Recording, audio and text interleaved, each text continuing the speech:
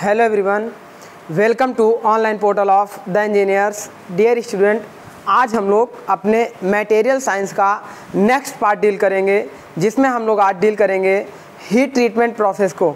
जैसा कि last lecture में हम लोगों ने student iron carbon equilibrium diagram को डिस्कस किया था, तो आज हम लोग उसी से related heat treatment topic, most important topic हमारा होगा जो मटेरियल साइंस का है।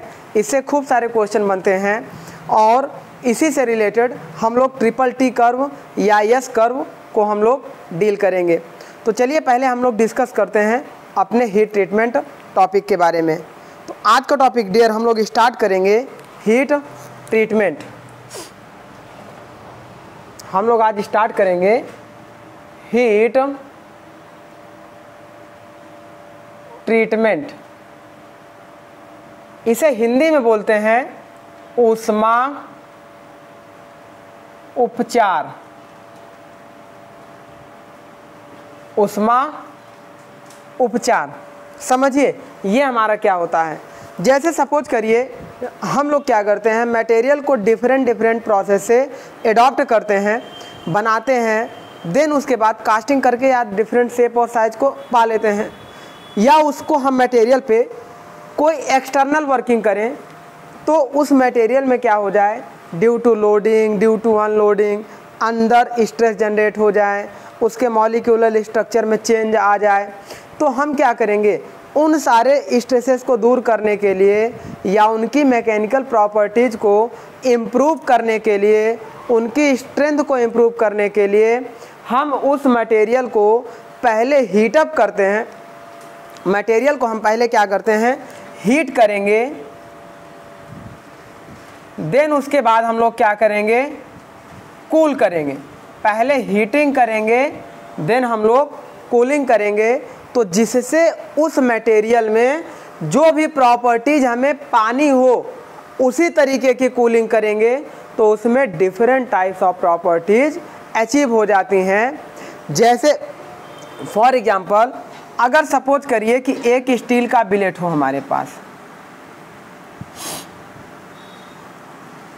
एक स्टील का बिलेट हो, मान लीजिए एक टेम्परेचर आपको हम बताएं, रिक्रिस्टलाइजेशन टेम्परेचर क्या होता है ना, आपको बता दें रिक्रिस्टलाइजेशन टेम्परेचर क्या होता है।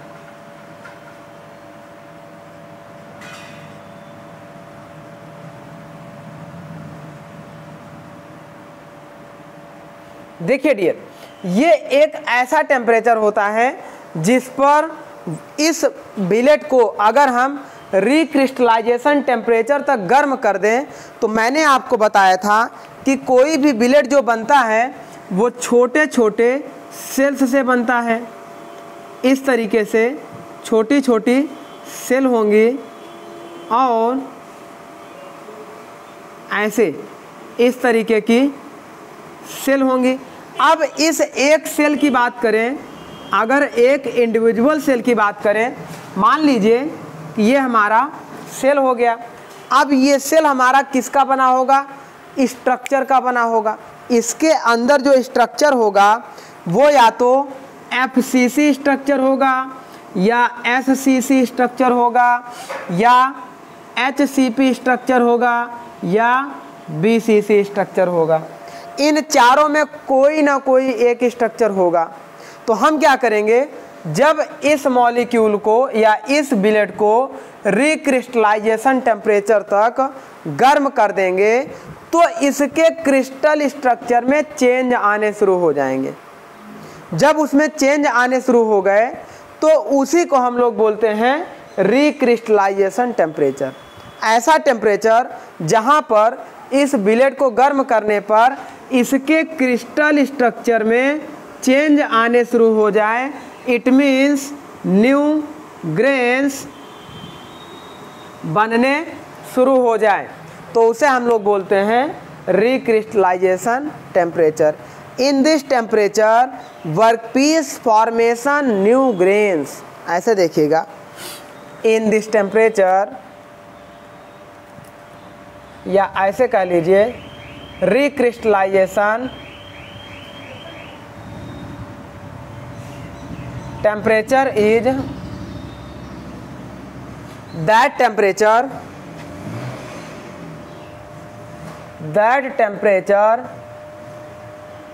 in which formation of new grains are start. Formation of new grains are start.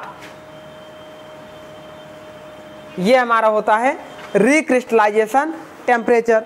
ये बेसिकली दो तरीके से होता है, एक होता है लोअर रिक्रिस्टलाइजेशन टेम्परेचर और एक होता है हमारा एबव रिक्रिस्टलाइजेशन टेम्परेचर। इसे अगर हम लोग टाइप की बात करें, टाइप्स ऑफ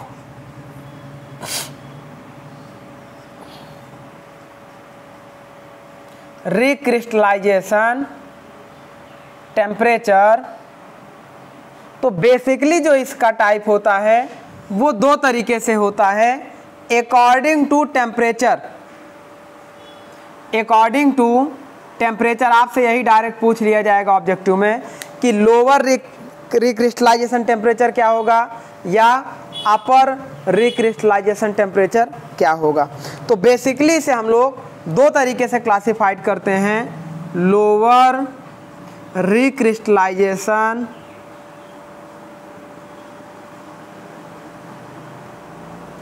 टेम्परेचर। इसकी जो वैल्यू होती है डियर 723 डिग्री सेंटीग्रेड होती है। 723 डिग्री सेंटीग्रेड को लोअर रिक्रिस्टलाइजेशन टेम्परेचर बोलते हैं और 1125 डिग्री सेंटीग्रेड को एबव रिक्रिस्टलाइजेशन टेम्परेचर बोलेंगे। एबव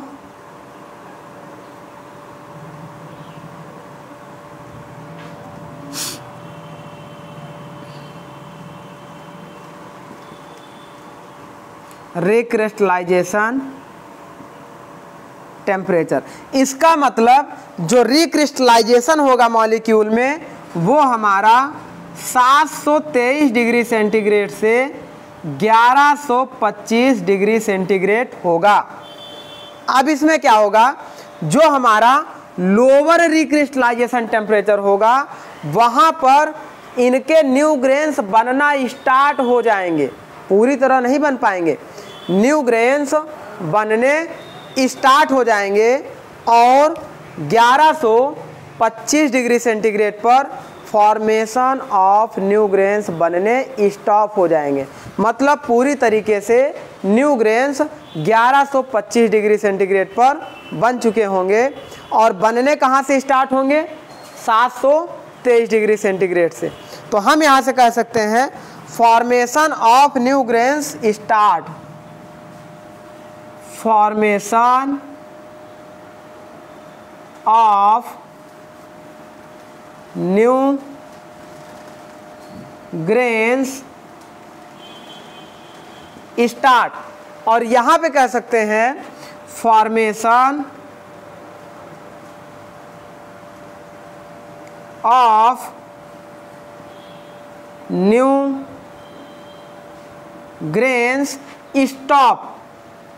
यहाँ पर इसका फॉर्मेशन होना रुक जाएगा और यहाँ पर फॉर्मेशन होना स्टार्ट हो जाएगा और इन दोनों के बीच रिक्रिस्टलाइजेशन जोन होगा। अब अगर हम हीट ट्रीटमेंट में जहाँ पर बात करेंगे डियर कि एबव, ऐसे बात करेंगे एबव लोअर रिक्रिस्टलाइजेशन टेम्परेचर, तुरंत आपको वहाँ ध्यान करना होगा, मतलब 723 डिग्री सेंटीग्रेड से ऊपर की बात कर रहे हैं।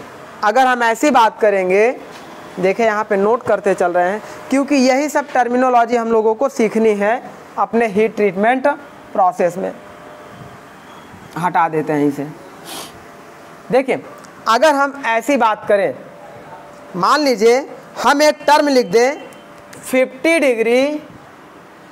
Degree centigrade above lower recrystallisation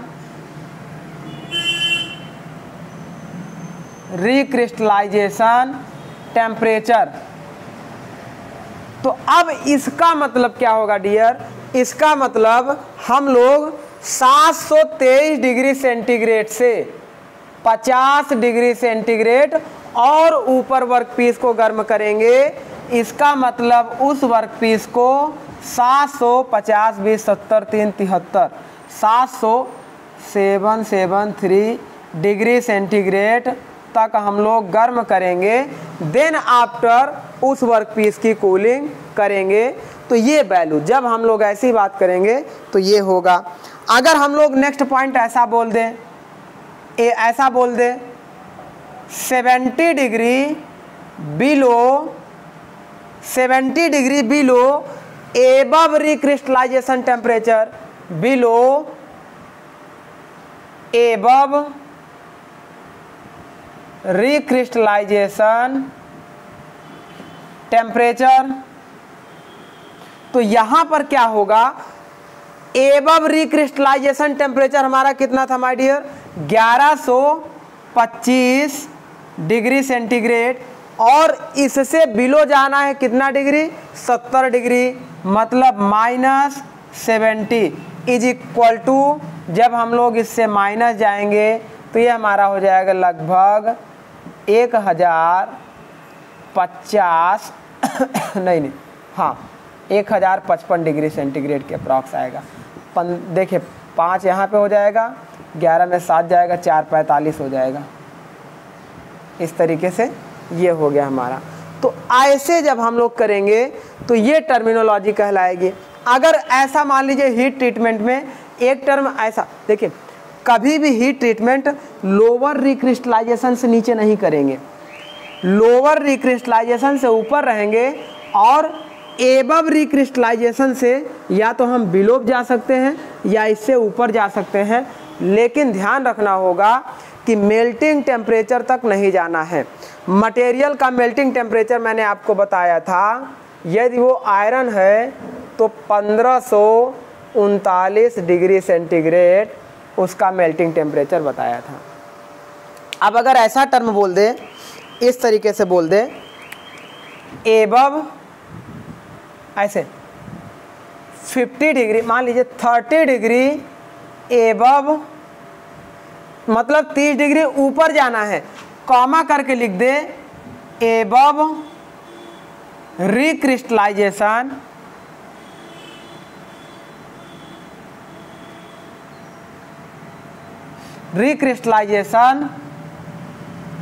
temperature. तो इसका मतलब हमें समझना है एबव रिक्रिस्टल टेम्परेचर कितना होगा, 1125 डिग्री, प्लस कितना ऊपर जाना है उससे 30 डिग्री, मतलब वर्कपीस को कुल कितना गर्म करना होगा, 1155 डिग्री सेंटीग्रेड। तो इस तरीके की टर्मिनोलॉजी आपके हीट ट्रीटमेंट में यूज होने वाली है। ये तो था हमारा रिक्रिस्टलाइजेशन टेम्परेचर। अब हम बात करते हैं अपने हीट ट्रीटमेंट को कि हीट ट्रीटमेंट हमारा क्या होता है। पहले एक डेफिनेशन हम लोग लिखते हैं हीट ट्रीटमेंट की। एक हीट ट्रीटमेंट का हम लोग डेफिनेशन लिखते हैं।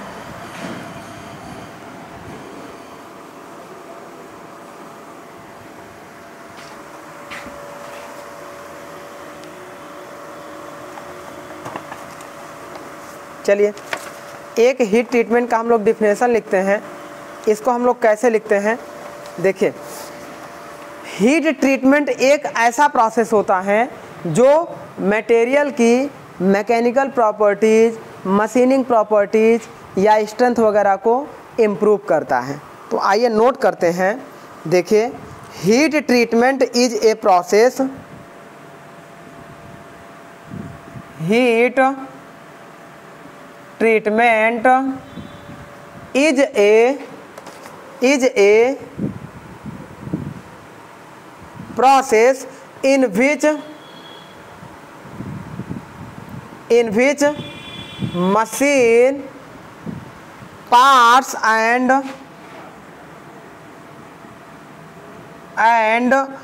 tool strength, machine part and tool strength and mechanical properties, mechanical properties gets improved,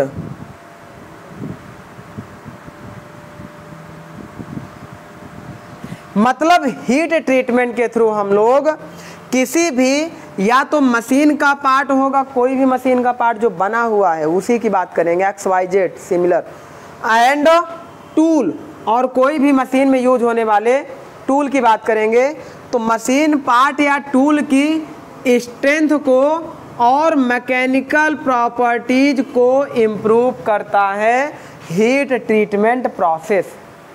heat treatment process के थ्रू किसी भी मशीन के पार्ट या उसके टूल के स्ट्रेंथ और मशीन या मैकेनिकल प्रॉपर्टीज को इम्प्रूव किया जाता है। इसके एडवांटेज देखें क्या क्या होते हैं। Advantage of heat treatment,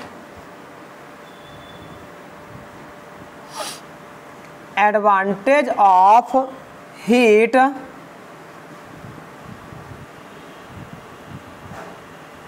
treatment, यदि इसके एडवांटेज की बात करेंगे तो देखिए क्या क्या एडवांटेज हो सकता है।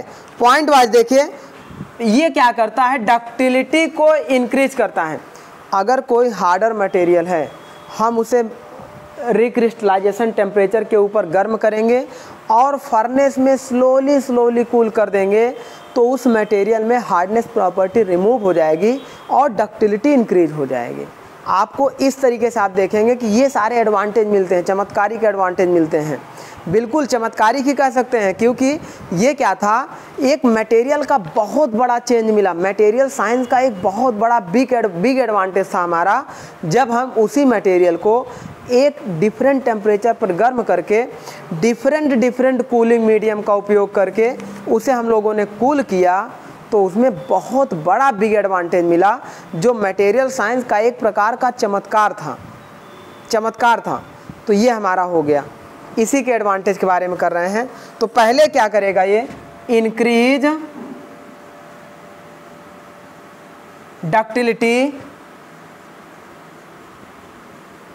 ये हमारा डक्टिलिटी को इंक्रीज करता है। Second point, increase machinability,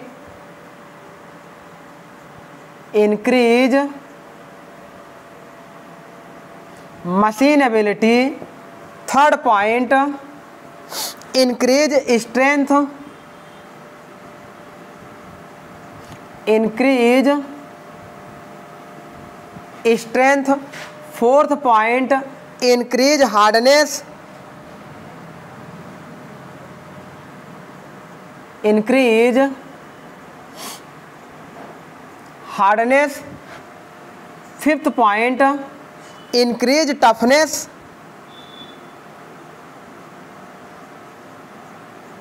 increase toughness, comma decrease in residual stress. Next point की बात करेंगे, डिक्रीज इन इंटरनल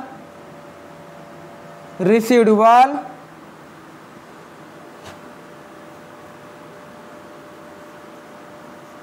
स्ट्रेस। आंतरिक उत्पन्न हुए प्रतिबलों को दूर करता है, इंटरनल स्ट्रेसेस को रिमूव करता है, और डक्टिलिटी इंक्रीज करेगा, मशीनेबिलिटी इंक्रीज करेगा, स्ट्रेंथ इंक्रीज करेगा, टफनेस इंक्रीज करेगा, और उसकी हार्डनेस को भी इंक्रीज करेगा। तो इस तरीके से ये हमारा बिग एडवांटेज होता है डियर अपने इस हीट ट्रीटमेंट प्रोसेस का। अब हम लोग क्या करेंगे, ये तो हमारा पहले basic introduction of heat treatment हो गया। जो क्वेश्चन आता है वो या तो इधर से आएगा या फिर हीट ट्रीटमेंट के टाइप से आएगा कि एनीलिंग के अंतर्गत हम लोग क्या करते हैं, एनीलिंग के अंतर्गत हम लोग कौन सी एनीलिंग करते हैं, क्विंचिंग मीडियम का क्या उपयोग करते हैं, कौन सा क्विंचिंग मीडियम उपयोग करते हैं। क्विंचिंग मीडियम मतलब जिसमें गर्म करके ठंडा किया जाए। जैसे आप ले लीजिए लोहे को, आयरन को आपने फर्नेस में गर्म कर दिया, अचानक से उसे आप पानी में डिप करा देंगे तो उसके कार्बन पार्टिकल्स भाग कर तुरंत किनारे की ओर चले जाएंगे। क्विंचिंग कूलिंग हो जाएगी तो किनारों की सरफेस हमारी हार्ड हो जाएगी, इसी को हम लोग केस हार्डनिंग बोलते हैं। तो इससे क्या होगा कि उस मटेरियल का बाहर की सरफेस हार्ड हो जाएगी लेकिन अंदर अभी भी डक्टिलिटी मौजूद है। तो ऐसा हीट ट्रीटमेंट प्रोसेस में जो क्विंचिंग मीडियम यूज किया हम लोगों ने वो वाटर का यूज किया। आगे बात करेंगे, उसी मटेरियल को गर्म करके सेम टेम्परेचर पर ही जो मैंने पानी में डाला, पानी की जगह अगर हम ऑयल में डाल दें तो उसमें क्या होगा, अब उसका कूलिंग रेट कम हो जाएगा। पानी का कूलिंग रेट ज़्यादा था और ऑयल का कूलिंग रेट कम है, और उस तरीके से फिर क्या होगा, धीरे धीरे कूल होगा।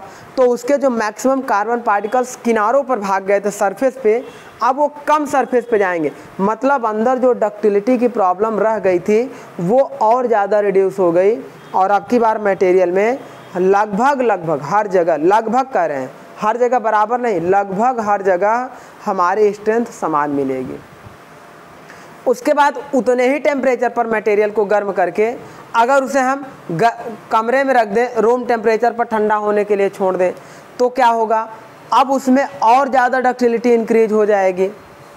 और अगर उसी मटेरियल को सेम टेम्परेचर पर गर्म करके उसी फर्नेस में रख दें और फर्नेस का टेम्परेचर बनाए रखें, मान लो हमने 1100 डिग्री सेंटीग्रेड गर्म किया, फिर फर्नेस में हमने 900 डिग्री सेंटीग्रेड टेम्परेचर पर छोड़ दिया, 2 घंटे 900 डिग्री पे रहा, फिर 2 घंटे 700 डिग्री पे छोड़ दिया, फिर 2 घंटे 500 पे छोड़ दिया, फिर 2 घंटे 300 पे छोड़ दिया, और फिर 2 घंटे 100 डिग्री, फिर उसके बाद 0 ला गए। तो क्या होगा, फर्नेस में बहुत स्लो कूलिंग करेंगे तो इस तरीके से उस मटेरियल की टफनेस, डक्टिलिटी बहुत ज़्यादा इंक्रीज हो जाएगी।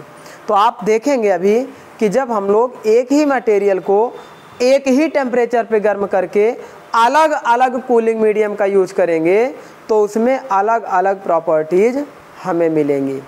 चलिए, तो अब बात करेंगे हम लोग types of heat treatment process का।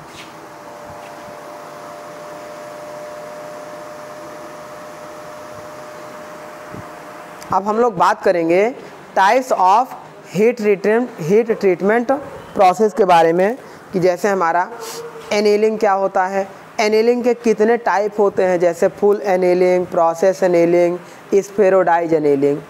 उसके बाद हम लोग बात करेंगे हार्डनेस की, surface hardening, case hardening, induction hardening, flame hardening. फिर हम लोग बात करेंगे, तो इस तरीके से डिफरेंट टाइप्स ऑफ हम लोग क्विंचिंग कूलिंग की बात करेंगे। चलिए, तो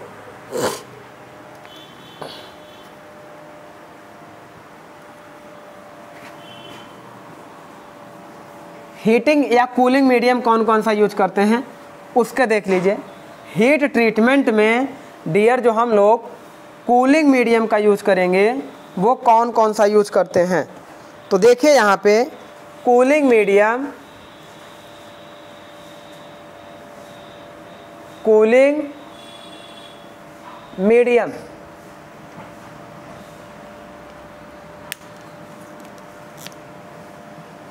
कूलिंग मीडियम जो हम लोग यूज करते हैं, या तो हम लोग वाटर का यूज कर लेते हैं, या तो हम लोग ऑयल का यूज कर लेते हैं, या तो हम लोग एयर का यूज कर लेते हैं, और या तो फर्नेस में ही उसे कूल करते हैं। वाटर, ऑयल, एयर या फर्नेस। अब एयर आपकी 2 तरीके से यूज कर लेते हैं। पहली तो रूम टेम्परेचर पर रख देते हैं, रूम टेम्परेचर पर रख देते हैं, और ये रूम टेम्परेचर पर भाई एटमॉस्फेयर में एयर अवेलेबल है, वो धीरे धीरे कांटेक्ट करके उसे क्या करेगी, कूल करेगी। दूसरा क्या करेंगे, उस वर्कपीस पर कंप्रेस्ड एयर हम लोग स्प्रे कराएंगे।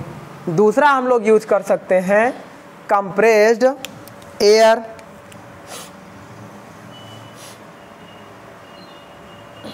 कंप्रेस्ड एयर का यूज हम लोग कर लेते हैं। तो इस तरीके से इतने क्विंचिंग मीडियम का यूज किया जाता है हीट ट्रीटमेंट प्रोसेस में। अब बात करते हैं टाइप्स ऑफ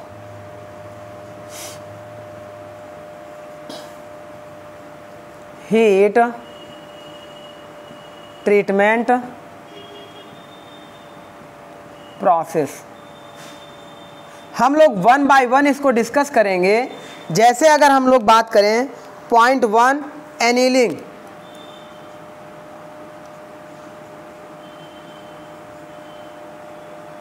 अनीलिंग प्रोसेस, इसे हम लोग डिप्लोमा में हिंदी मीडियम में अनिलीकरण के नाम से पढ़ते थे।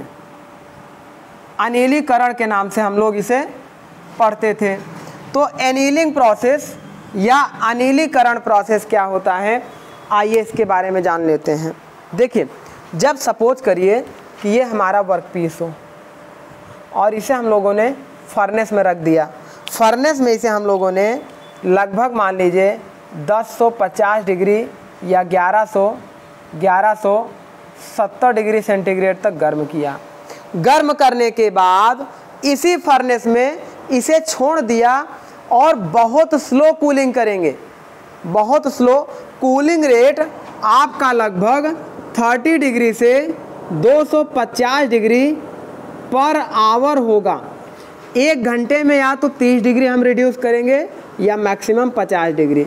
मतलब अगर 1050 डिग्री सेंटीग्रेड तक वर्कपीस को गर्म किए हैं और 30 डिग्री पर आवर हम लोग ठंडा करेंगे तो 1050 भागे 30, ये लगभग आपका आएगा 35 आवर। मतलब 1050 डिग्री सेंटीग्रेड के वर्कपीस को ठंडा करने में 35 घंटे लगेगा, तब जाकर ये वर्कपीस हमारा प्रॉपरली कूल होगा, जिससे इसके अंदर के इंटरनल स्ट्रेसेस रिड्यूस हो जाएंगे और डक्टिलिटी की प्रॉपर्टीज इंक्रीज हो जाएगी। तो ऐसे प्रोसेस जिसमें वर्कपीस को फर्नेस में गर्म करके फर्नेस में ही कूल किया जाता है और उसे कूल करके मटेरियल की प्रॉपर्टीज को इंक्रीज किया जाता है, जिसे हम लोग एनीलिंग प्रोसेस कहते हैं। ये जो कूलिंग रेट होता है वो डिपेंड करता है, ये जो कूलिंग रेट है 30 से 250 डिग्री सेंटीग्रेड, वो डिपेंड करता है इस वर्कपीस के थिकनेस के ऊपर। ज़्यादा थिकनेस है तो कूलिंग रेट बढ़ा देंगे, कम थिकनेस है तो कूलिंग रेट कम रखेंगे। तो ये हमारा होता है एनीलिंग प्रोसेस। तो एनीलिंग प्रोसेस, इन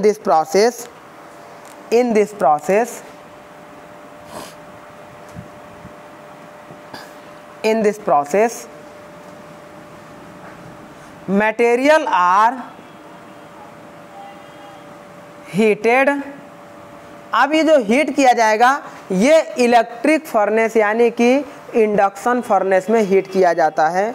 इंडक्शन फर्नेस का मतलब अगर मटेरियल की बजाय हम अपना हाथ इसमें लगाएं या पूरी की पूरी बॉडी इसके अंदर हम डाल दें और स्विच को ऑन करें तो इसमें इंडक्शन वेव्स निकलेंगी और वो हमारे बॉडी के 0 डिग्री टेम्परेचर को इंक्रीज करेंगे, मतलब बिल्कुल टेम्परेचर नहीं इंक्रीज करेंगे।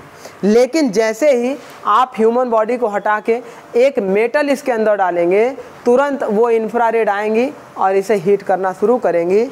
विदिन 2 to 5 मिनट, बहुत कम टाइम में आप देखेंगे 1 मिनट से 5 मिनट के अंदर एकदम रेड कर देंगे। इसे गर्म करके इसको इसके मेल्टिंग टेम्परेचर तक पहुंचा सकते हैं। तो ये होता है इंडक्शन फर्नेस का एडवांटेज, है ना।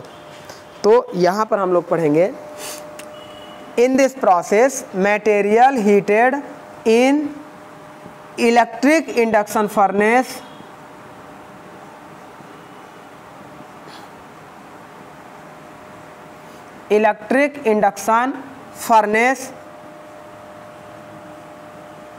and cooling the material in the furnace में ही इसे हम लोग ठंडा करेंगे। सो the mechanical properties of material are increased, so the mechanical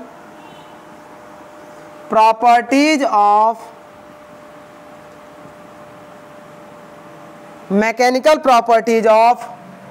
material are increased। that means ये हम जब करेंगे तो इसकी डक्टिलिटी इंक्रीज होगी और हार्डनेस इसकी रिड्यूस हो जाएगी। That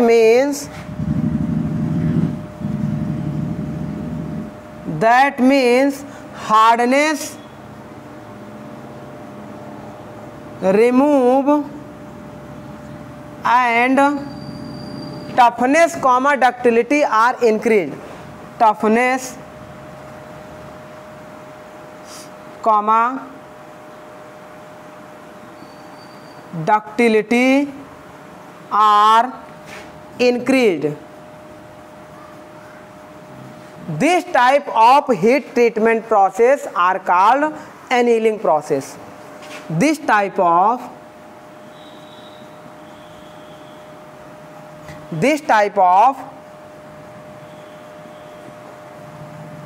heat treatment process is called annealing process.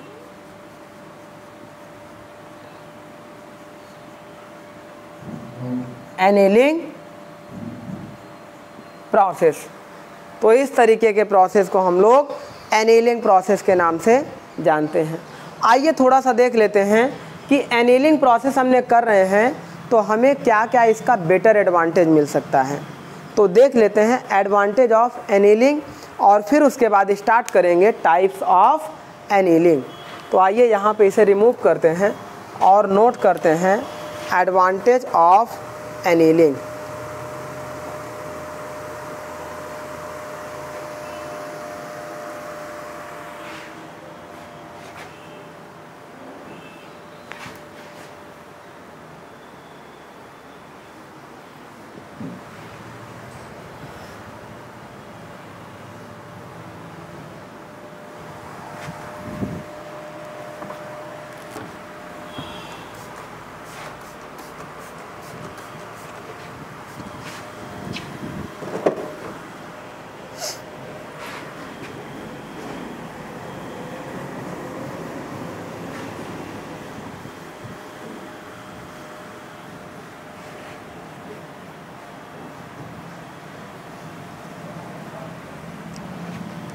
चलिए अब स्टार्ट करते हैं हम लोग डियर एडवांटेज ऑफ एनीलिंग। क्या क्या एडवांटेज हमारे हो सकते हैं। अभी देखिए इस पे हमारा कॉलिन लगा हुआ है, फिर से इसे ड्राई करते हैं। यही एडहेसिव और कोहेसिव प्रॉपर्टीज होती है।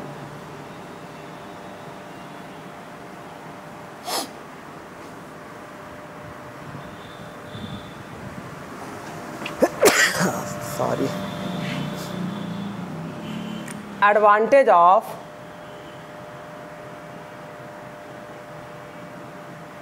एनीलिंग।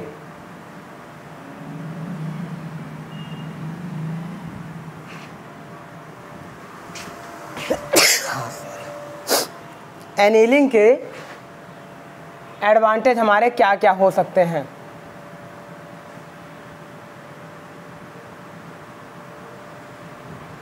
चलिए बात करते हैं। अगर इसके हार्डनेस की बात करेंगे, किसी भी मटेरियल की हार्डनेस हमारी एनीलिंग के थ्रू रिड्यूस हो जाती है। तो जब हार्डनेस को रिड्यूस करना हो तो एनीलिंग प्रोसेस करेंगे। Reduce hardness. आगे बात करेंगे, अगर उस वर्कपीस की मशीनेबिलिटी प्रॉपर ना हो, मतलब मशीनिंग हम सही से नहीं कर पा रहे हों, तो उसकी मशीनेबिलिटी को इंक्रीज करने के लिए या बेटर करने के लिए एनीलिंग प्रोसेस हम लोग करते हैं। It means better machinability.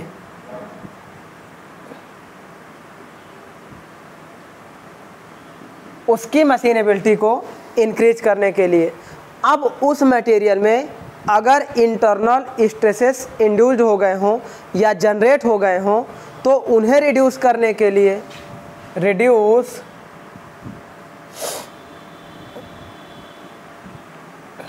Internal stresses. Internal stress को रिड्यूस करने के लिए।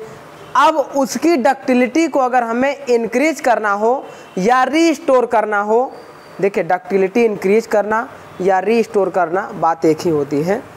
तो भी हम लोग एनीलिंग करते हैं। तो हम कह सकते हैं रीस्टोर्ड डक्टिलिटी या increase restored ductility, increase restored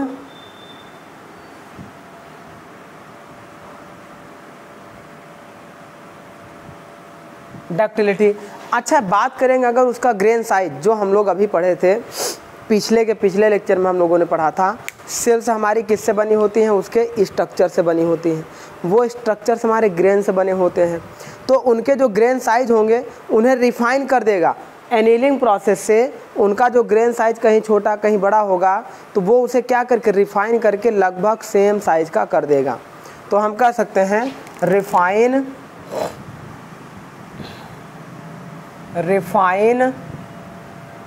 grain size, उसके ग्रेन साइज को रिफाइन कर देता है। तो इस तरीके से इतने एडवांटेज हमारे होते हैं एनीलिंग प्रोसेस के। अब इसके टाइप के बारे में आइए डिस्कस कर लेते हैं कि कौन कौन सा टाइप हमारा एनीलिंग में होता है। जब हम बात करेंगे टाइप्स ऑफ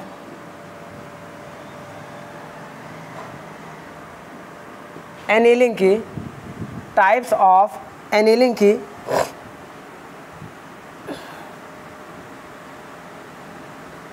देखिए बेसिकली हम लोग 3 तरीके से एनीलिंग करते हैं। एक हम लोग करते हैं फुल एनीलिंग, एक हम लोग करते हैं प्रोसेस एनीलिंग और एक हम लोग करते हैं स्फेरोडाइज एनीलिंग।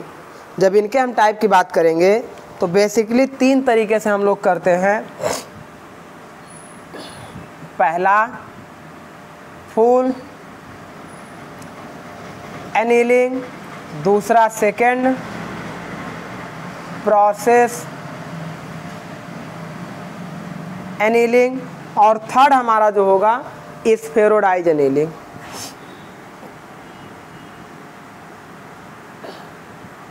स्फेरोडाइज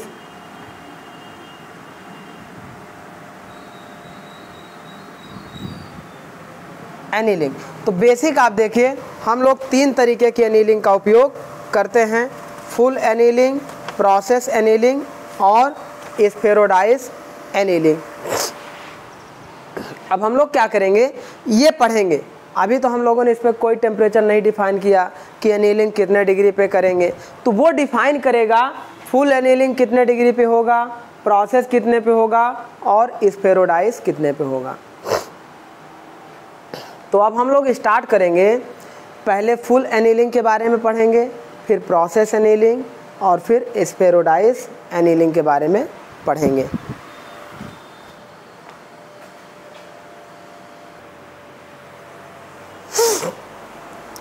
चलिए स्टार्ट करते हैं हम लोग अपना टॉपिक टाइप्स ऑफ एनीलिंग के बारे में। देखिए अब हम लोग टाइप्स ऑफ एनीलिंग के बारे में स्टार्ट करेंगे। हमारी फुल एनीलिंग क्या होगी, प्रोसेस एनीलिंग क्या होगी और स्फेरोडाइज एनीलिंग क्या होगी, इसके बारे में हम लोग पढ़ेंगे। अब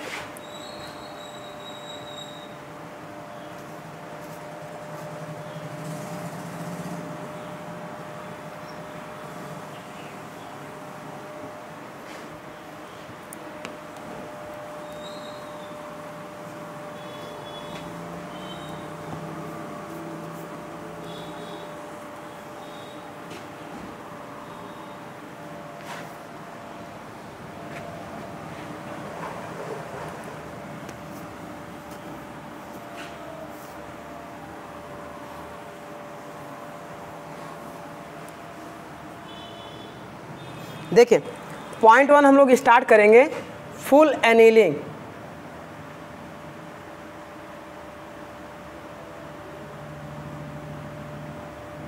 प्रोसेस,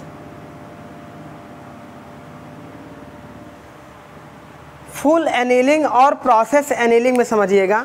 फुल एनीलिंग में क्या होता है, हम वर्कपीस को एक बार ही रिक्रिस्टलाइजेशन टेम्परेचर के एबव गर्म करते हैं और फर्नेस में बहुत स्लोली कूल करते हैं। देन आफ्टर हमारी मैकेनिकल प्रॉपर्टीज़ इम्प्रूव हो जाती हैं तो ऐसे प्रोसेस को हम लोग फुल एनीलिंग प्रोसेस कहेंगे। लेकिन प्रोसेस एनीलिंग में क्या होगा, एक बार हम मटेरियल को मान लीजिए 700 डिग्री सेंटीग्रेड तक गर्म किए और फर्नेस में स्लोली कूलिंग करेंगे, फिर 500 डिग्री सेंटीग्रेड तक गर्म करेंगे, फिर स्लोली कूलिंग करेंगे, फिर 400 डिग्री सेंटीग्रेड पर गर्म करेंगे, फिर स्लोली कूलिंग करेंगे, फिर 250 डिग्री सेंटीग्रेड पर गर्म करेंगे और स्लो कूलिंग करेंगे। तो इस तरीके से अलग अलग स्टेप में हम लोग हीटिंग और कूलिंग करेंगे, जिसे हम लोग प्रोसेस एनीलिंग कहते हैं। तो आइए पहले हम लोग फुल एनीलिंग देख लें। जब हम अपने मटेरियल को क्या करेंगे, हीट अप करेंगे। देखिए इसमें दो तरीके से होता है। एक होता है, मैंने आपको रिक्रिस्टलाइजेशन टेम्परेचर बताया, एक लोअर रिक्रिस्टलाइजेशन टेम्परेचर और एक एबव रिक्रिस्टलाइजेशन टेम्परेचर। यहाँ पे आप पहले आयरन कार्बन इक्विलिब्रियम डायग्राम आपको याद होना चाहिए। 0.8%, 2% है ना, 4% के अप्रॉक्स हमारा होगा, 6.67% है ना। चलिए, तो यहाँ पर क्या होगा, जब हम लोग 2% तक कार्बन ऐड करेंगे या 2.25% तक, तो ये कहलाता है स्टील रीजन और इसके इधर कहलाता है कास्ट आयरन रीजन। अब स्टील रीजन में भी 0.8% तक हाइपोयूटेक्टॉइड स्टील कहलाता है, ये यूटेक्टॉइड रीजन होता है और ये यूटेक्टिक रीजन होता है। तो ये कहलाएगा हाइपोयूटेक्टॉइड रीजन और ये हाइपर यूटेक्टॉइड रीजन। देन 2 से 4.3 तक हाइपोयूटेक्टिक रीजन और 4.3 से 6.67 तक हाइपर यूटेक्टिक रीजन। या ऐसे कह सकते हैं, इसे हम लोग कहेंगे हाइपोयूटेक्टाइड स्टील और हाइपर यूटेक्टॉइड स्टील। इसे कहेंगे हाइपोयूटेक्टिक कास्ट आयरन और हाइपर यूटेक्टिक कास्ट आयरन। थोड़ा सा आपको हीट ट्रीटमेंट में आयरन कार्बन इक्विलिब्रियम डायग्राम अपने दिमाग में इमेज बना के चलनी पड़ेगी, जिससे अगर हम डायरेक्ट बात करें कि हम स्टील को हाइपोयूटेक्टॉइड कर रहे हैं या हाइपर यूटेक्टॉइड कर रहे हैं, तो तुरंत आपके दिमाग में आ जाना चाहिए कि परसेंटेज ऑफ कार्बन सर 0.8% या 2% की बात कर रहे हैं। तो आइए बात करते हैं। देखिए फुल एनीलिंग प्रोसेस में हमारा क्या होगा, जब हम मटेरियल को देखें, इन दिस प्रोसेस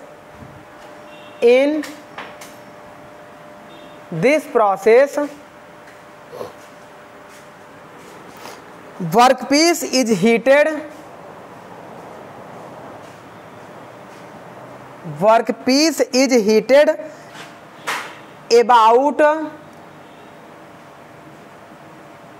50 से 70 degree centigrade of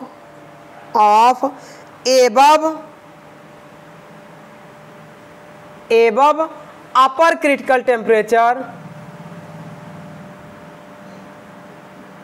upper critical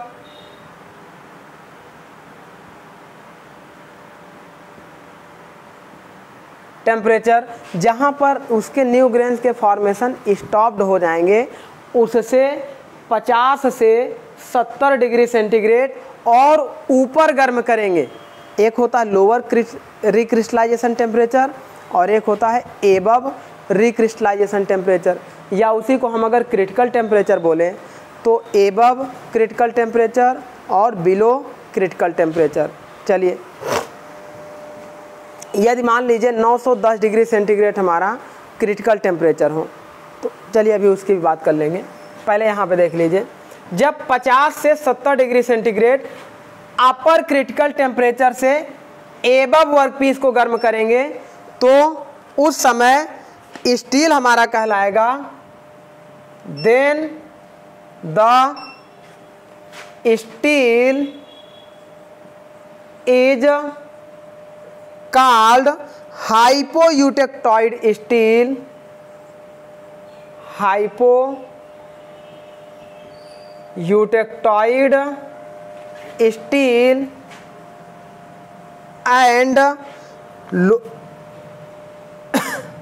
when heated 50 to 70 degree centigrade lower critical temperature,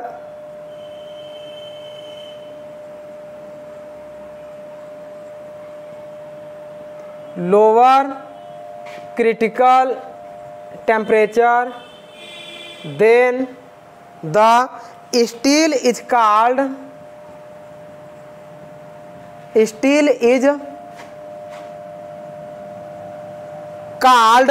hyper-eutectoid steel.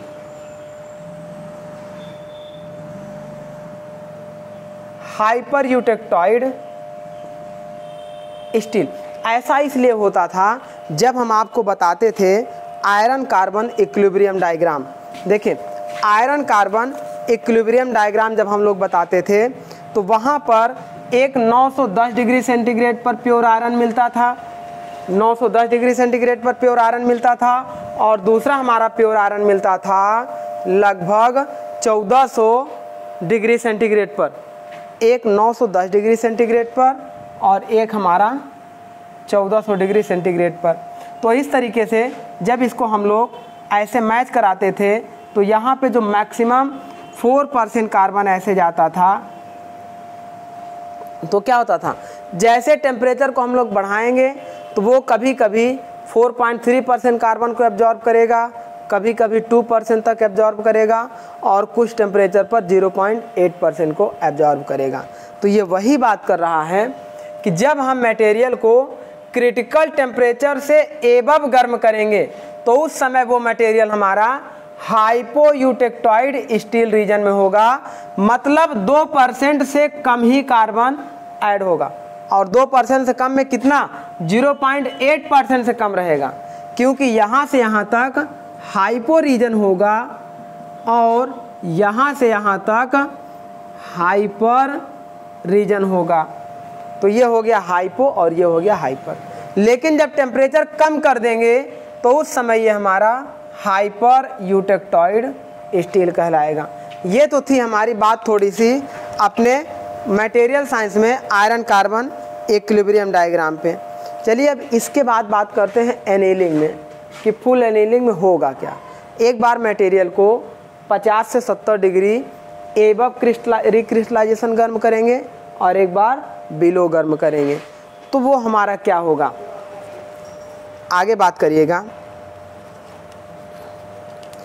Holding it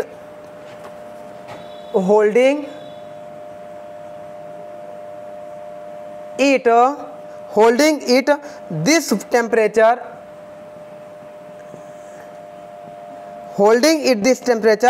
for sufficient time upon the thickness of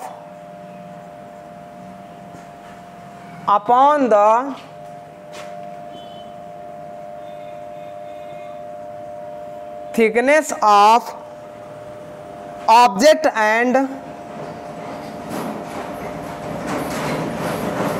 and holding time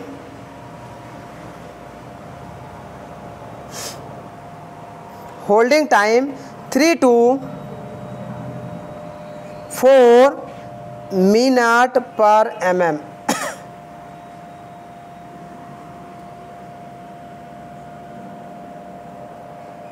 suppose करिए इतना बड़ा work piece हो, अब इसकी thickness मान लीजिए 40 mm हो, 40 mm हो, तो ये कह रहा है 3 से 4 मिनट पर mm ही कूलिंग रेट रखना पड़ेगा। यानी कि 1 mm को कूल करने में 3 से 4 मिनट लगेगा, तो 40 mm को कूल करने में 40 × 4 मतलब 160 मिनट लगेगा। इस तरीके से हमें इसे कूल करना होगा। यदि उसकी थिकनेस 40 mm हो तो 1 mm कूल करने में 3 से 4 मिनट लगेगा, तो 40 mm को कूल करने में हमें लगभग 160 मिनट लगेगा।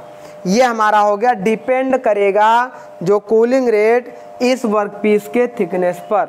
अब इसे टेम्परेचर के अकॉर्डिंग अगर देखें तो हमारा क्या होगा, slowly cooling in furnace,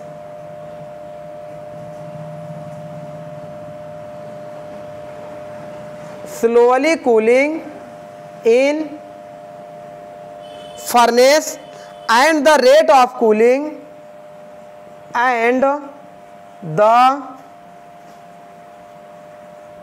rate of cooling and the rate of cooling varies from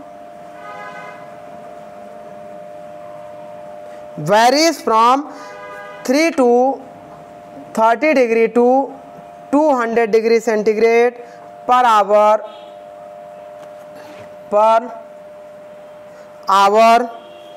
depending upon the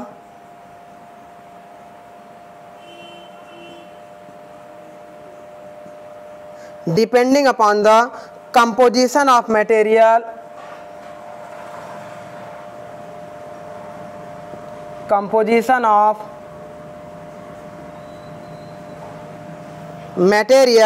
and stability of austenite.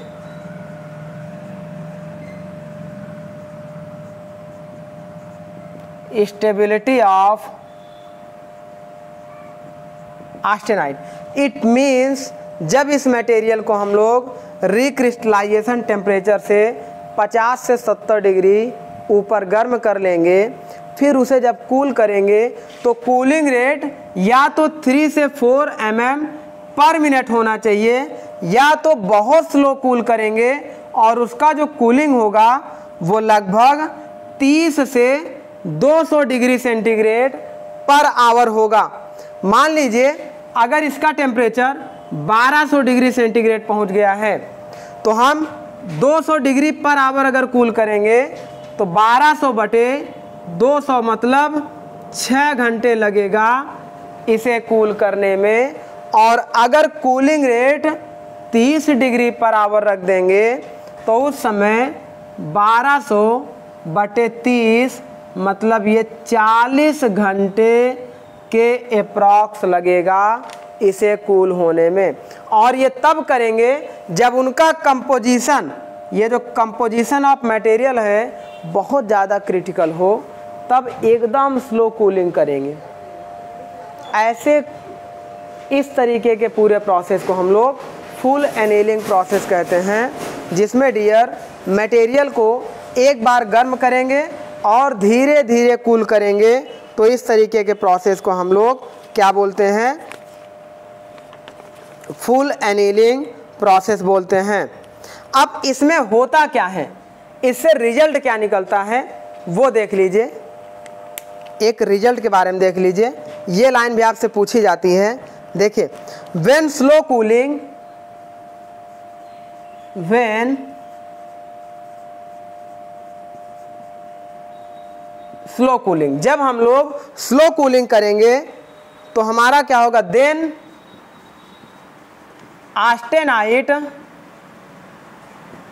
Austenite का मतलब आपको तुरंत याद होना चाहिए, यहाँ पे गामा ऑस्टेनाइट होता था और यहाँ पे डेल्टा फेराइट होता था, यहाँ पे ये जो इस तरीके से हम लोग बनाते थे अल्फा फेराइट होता था।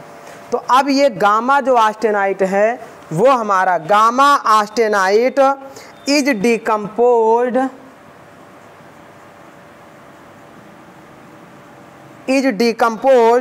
into coarse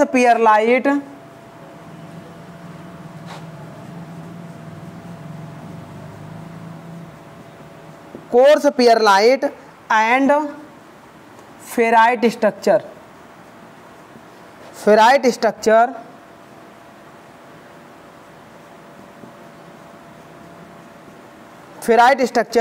in hypoeutectoid steel।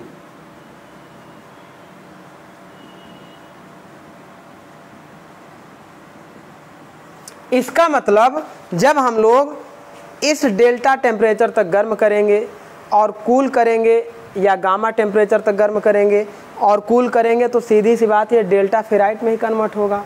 और यहाँ पर पियरलाइट रीजन होता था, मोतियों की तरह चमकता था। तो वो जो गामा हमारा होगा, कहाँ गया, ये जो हमारा जब स्लो कूलिंग करेंगे तो जो ऑस्टेनाइट यानी गामा आयरन होगा वो डिकम्पोज हो जाएगा, ये वाला गामा डिकम्पोज होकर इस वाले रीजन में आएगा और वो रीजन हमारा कौन सा होगा, कोर्स परलाइट। अच्छा, कोर्स परलाइट होता है, जितना कोर्स होगा उतना ही उसकी डक्टिलिटी क्या होगी, हाई होगी, हाई डक्टाइल मटेरियल होगा, मतलब डक्टिलिटी उसकी बढ़ जाएगी और उसके जो फेराइट स्ट्रक्चर होंगे वो जो हाइपोयूटेक्टॉइड स्टील था उसके फेराइट स्ट्रक्चर ये थे। अगर हाइपर स्टील की बात करेंगे तो हाइपर यूटेक्टॉइड स्टील, इसे नोट करिए, फिर यहाँ पे हम लोग लिख देते हैं। देखिए इधर हाइपोयूटेक्टाइड था, ये वाला रीजन। अगर हाइपर यहाँ की बात करेंगे तो यहाँ पे आपको क्या मिलता था, फेराइट प्लस सीमेंटाइट Fe3C। जब हमारा मटेरियल इस हाइपर यूटेक्टाइड स्टील में होगा तो उस समय गामा ऑस्टेनाइट डिकम्पोज होगा iron plus ferrite plus cementite में, और जब हमारा हाइपोयूटेक्टॉइड स्टील होगा तो गामा हमारा कन्वर्ट हो जाएगा किसमें, डेल्टा फेराइट में, डेल्टा फेराइट कह रहे हैं, इस फेराइट स्ट्रक्चर में कन्वर्ट हो जाएगा और जिसका स्ट्रक्चर कैसा होगा, कोर्स पियरलाइट होगा। तो नेक्स्ट पॉइंट देखिए, gamma converted into ferrite plus cementite in hypereutectoid steel region. तो इसे भी लिख देते हैं, ऐसे देखिएगा, gamma decomposed gamma iron decomposed into gamma iron decomposed into किसमें डिकम्पोज होगा डियर, ये हमारा ferrite plus cementite, ferrite plus cementite में डिकम्पोज होगा इन हाइपो नहीं होगा, हाइपर और यूटेक्टॉइड स्टील। तो ये दोनों बात आपको याद रखनी होगी अपने फुल एनीलिंग प्रोसेस में। तो ये था हमारा स्टूडेंट फुल एनीलिंग प्रोसेस, इसे राइट डाउन करिए, फिर हम लोग पढ़ते हैं प्रोसेस एनीलिंग। आई थिंक आपको फुल एनीलिंग समझ में आ गई होगी कि जब मटेरियल को हाइपोयूटेक्टॉइड स्टील को गर्म करेंगे गामा ऑस्टेनाइट तक और कूल करेंगे तो क्या मिलेगा, और हाइपर यूटेक्टॉइड स्टील में गर्म करेंगे तो क्या मिलेगा। इसे राइट डाउन करिए, फिर हम लोग पढ़ते हैं प्रोसेस एनीलिंग के बारे में। नोट करिए, फिर इसको हम लोग मिटाते हैं।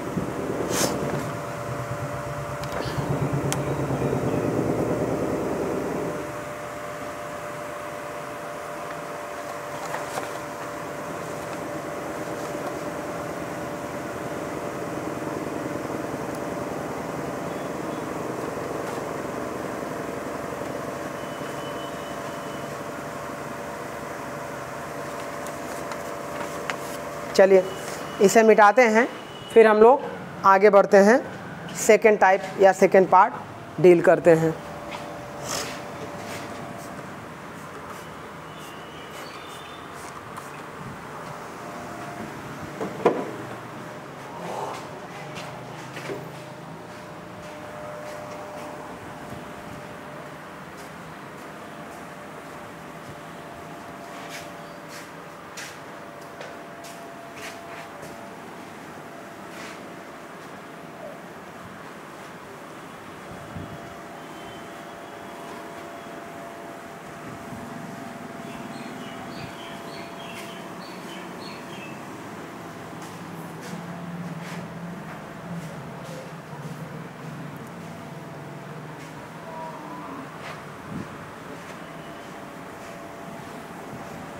चलिए अब स्टार्ट करते हैं हम लोग प्रोसेस एनीलिंग के बारे में।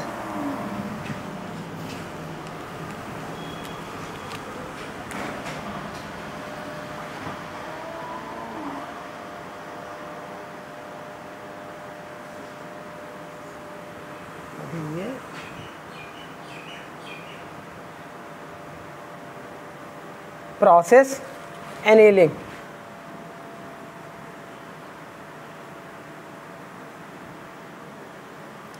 देखिए प्रोसेस एनीलिंग में क्या होता है, वर्कपीस को डिफरेंट टेम्परेचर पे गर्म करके अलग अलग स्टेप में कूल करते हैं, तो अलग अलग स्ट्रक्चर हमें फाइंड होती है।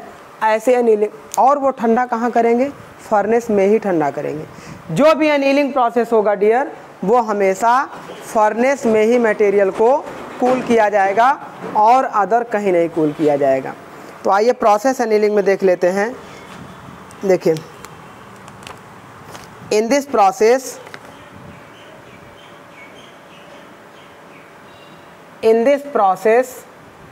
workpiece is heated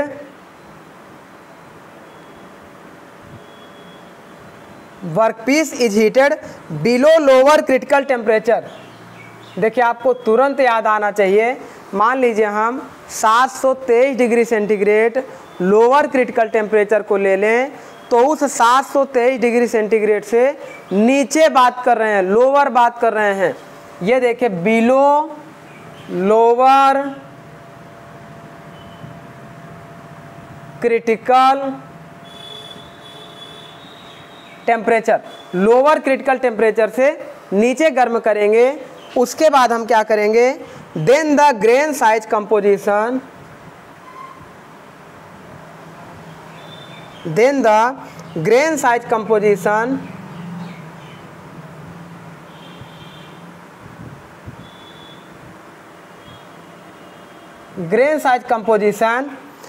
and holding time are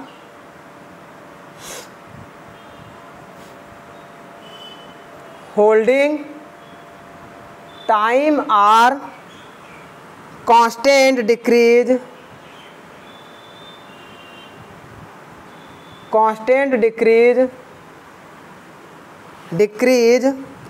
then during recrystallization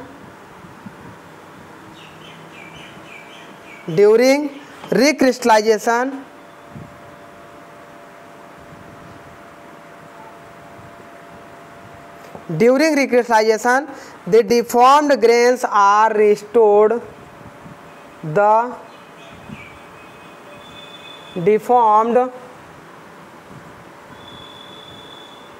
grains are restored to increase plasticity। पूरा इसको लिख लेते हैं, फिर इसके बारे में डिस्कस करते हैं। Increase plasticity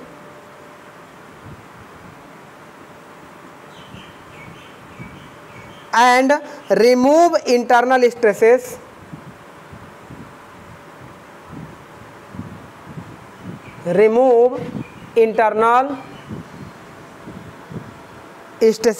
comma in this process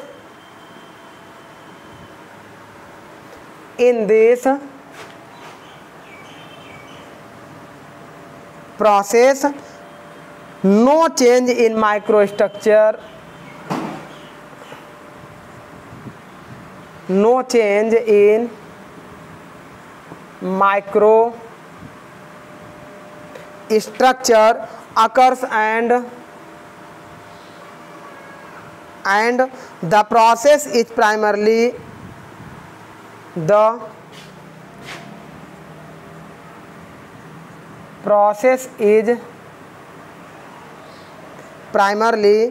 used for low carbon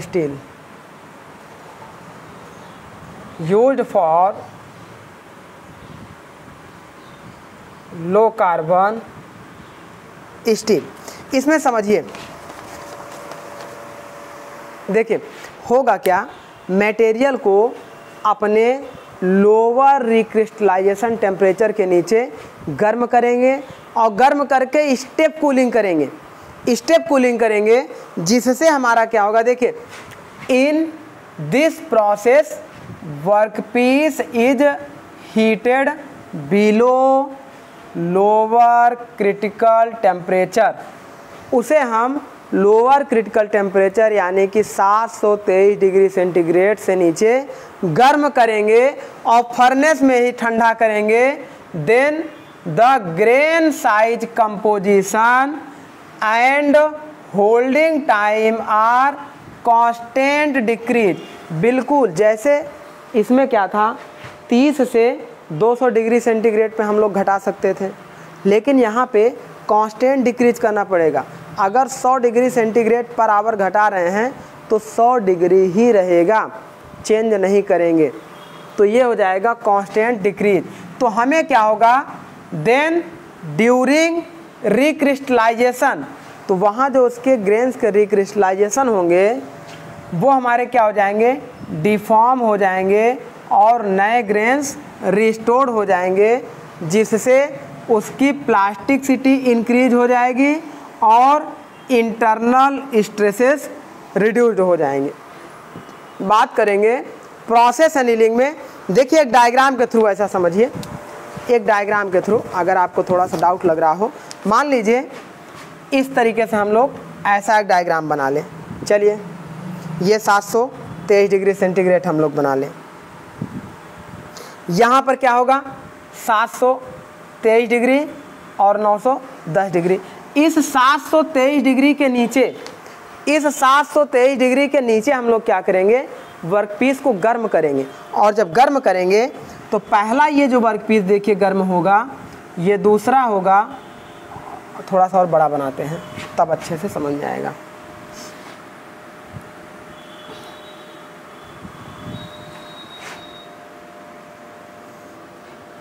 ऐसा बनाते हैं, इसे ध्यान से देखिएगा। इसमें क्या होगा, एक स्ट्रक्चर हम लोग बनाते हैं।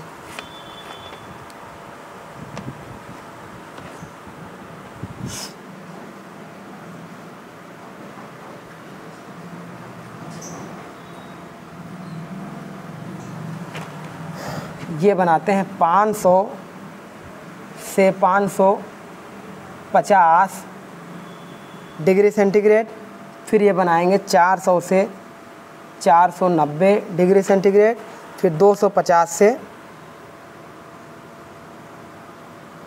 300 डिग्री सेंटीग्रेड। इसमें क्या होगा आप ये समझिए। पहले तो यहाँ से आपको ये दिखाई दे रहा है कि ये जो वर्कपीस हम यहाँ पे रखे हैं, दूसरा वर्कपीस हम यहाँ पे रखे हैं, तीसरा हम वर्कपीस यहाँ पे रखे हैं। हम पहले क्या करेंगे, स्टेज फर्स्ट में वर्कपीस को लोअर क्रिटिकल टेम्परेचर से बिलो लगभग 500 से 550 डिग्री सेंटीग्रेड तक गर्म करेंगे। और ये जो गर्म करेंगे ये हमारा कहलाता है हाई टेम्परेचर प्रोसेस एनीलिंग। इसको हम लोग बोलेंगे, इस वाले को हाई टेम्परेचर प्रोसेस एनीलिंग। अब यहाँ पे देखिए 500 से 550 के बीच में हम लोग गर्म करेंगे, गर्म करके फिर कांस्टेंट रेट पर कूलिंग करेंगे। कूलिंग करने के बाद फिर वर्कपीस को सेकेंड स्टेज में 400 से 490 डिग्री सेंटीग्रेड तक गर्म करेंगे और फिर धीरे धीरे कूलिंग करेंगे। तो ये वाला जो हमारा कहलाएगा, इसे हम लोग बोलेंगे मीडियम टेम्परेचर प्रोसेस एनीलिंग।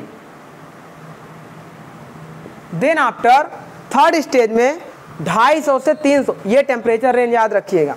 ये टेम्परेचर रेंज आपसे पूछा जा सकता है कि high temperature full process annealing में कितने डिग्री टेम्परेचर पे करते हैं, मीडियम टेम्परेचर प्रोसेस एनीलिंग में कितने डिग्री पे करते हैं, और लास्ट में हमारा जो होगा वो होगा low temperature process annealing. Low temperature process annealing. तो आपसे ये पूछा जा सकता है कि लो टेम्परेचर प्रोसेस एनीलिंग हम लोग कितने डिग्री सेंटीग्रेड पर करते हैं। तो डियर टेम्परेचर याद रखिएगा, 500 से 550 डिग्री के बीच हाई टेम्परेचर, 400 से 490 के बीच मीडियम टेम्परेचर और 250 से 300 के बीच लो टेम्परेचर प्रोसेस एनीलिंग। तो इस तरीके से प्रोसेस एनीलिंग करेंगे जिसमें मटेरियल के इंटरनल स्ट्रेसेस रिड्यूस हो जाते हैं और उसकी प्लास्टिसिटी प्रॉपर्टीज इंक्रीज हो जाती हैं। लास्ट और छोटा टॉपिक है इसका, प्रोसेस एनीलिंग के बाद स्फेरोडाइज एनीलिंग देख लेते हैं। चलिए यहीं पे देख लेते हैं स्फेरोडाइज एनीलिंग के बारे में।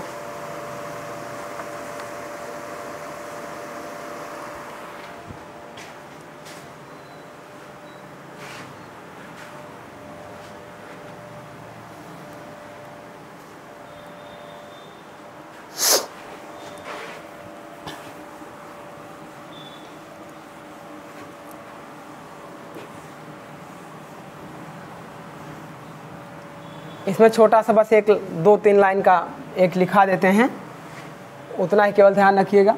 जब भी क्वेश्चन आपसे आता है फुल एनीलिंग और प्रोसेस एनीलिंग से ही आता है, स्फेरोडाइज से चांसेस कम रहते हैं।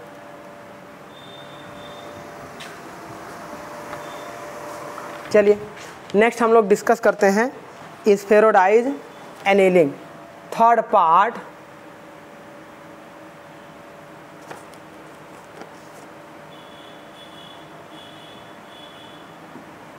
स्फेरोडाइज एनीलिंग ये केवल हाई कार्बन स्टील के लिए यूज किया जाता है, और इसके प्रोसेस देख लीजिए कैसे होते हैं, फिर समझा देते हैं आपको।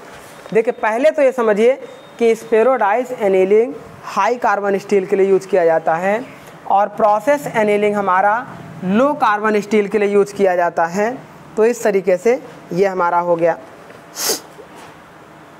अब ये इसमें देखिएगा, इन दिस प्रोसेस या this process is used for this process. कभी कभी आपसे एप्लीकेशन भी पूछा जा सकता है कि कौन सी एनीलिंग प्रोसेस किस स्टील के लिए यूज की जाएगी। ये कास्ट आयरन के लिए नहीं यूज की जाएगी, स्टील के लिए यूज की जाएगी।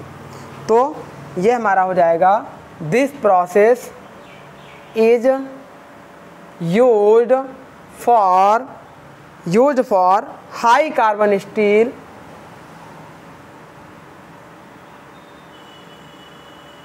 High carbon steel which are difficult to machine, which are difficult to machine, जिसे मशीन करना हमारे लिए क्या होता है, डिफ़िकल्ट होता है, टफ होता है। हाई कार्बन स्टील है, परसेंटेज ऑफ कार्बन ज़्यादा है तो स्ट्रेंथ ज़्यादा होगी, हार्डनेस ज़्यादा होगी, मतलब मशीन करना थोड़ा सा टफ होगा। उस केस में हम क्या करेंगे, then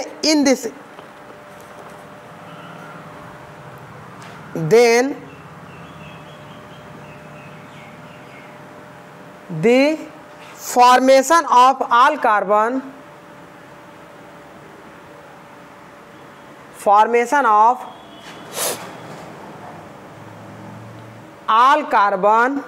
all carbon in the steel and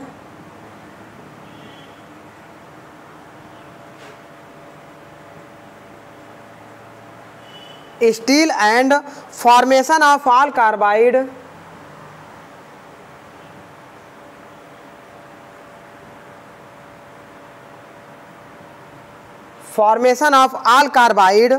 in the steel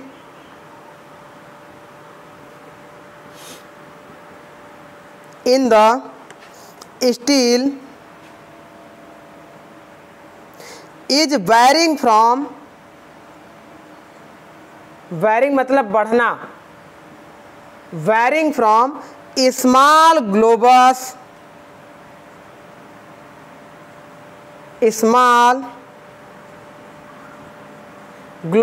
it means एक स्फेयर की तरह दिखते हैं, it means like स्फेयर की तरह दिखते हैं। The temperature of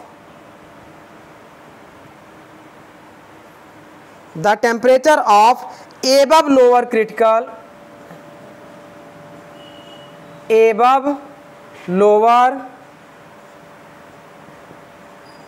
critical temperature is 730 से 770 डिग्री सेंटीग्रेड के बीच गर्म करेंगे, एंड कूलिंग रेट आर 25 से 30 डिग्री पर hour and cooling rate are 25 degree centigrade to 30 degree centigrade पर आवर। मेन जो इसमें देखे ध्यान रखना है आपको कि यहाँ पर जब हम लोग एनीलिंग प्रोसेस करते हैं तो मटेरियल को 730 से 770 डिग्री सेंटीग्रेड के बीच में गर्म करेंगे और फर्नेस में ही छोड़ देंगे और कूलिंग रेट रखेंगे बहुत स्लो कूलिंग रेट लगभग 25 से 30 डिग्री सेंटीग्रेड पर आवर।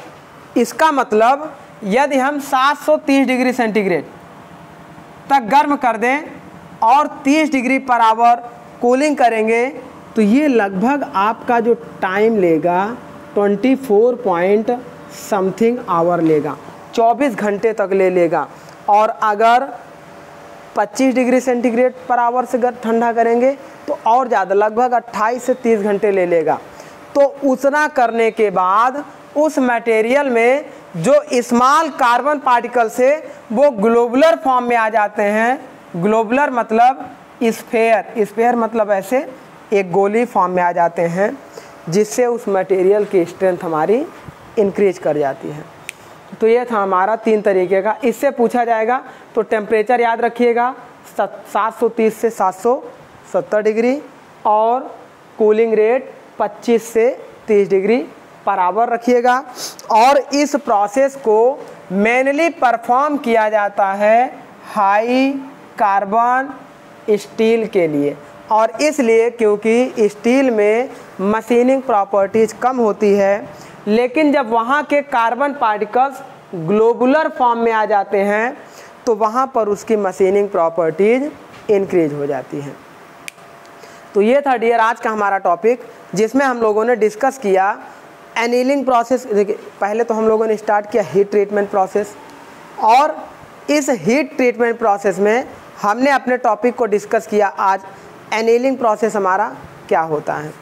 अब इसके बाद हम लोग नेक्स्ट प्रोसेस हार्डनिंग प्रोसेस क्या होता है और नॉर्मलाइजिंग प्रोसेस क्या होता है इसको डिस्कस करेंगे। तो चलिए डियर आज का टॉपिक हम लोग यहीं पे एंड करते हैं। Thank you all of you.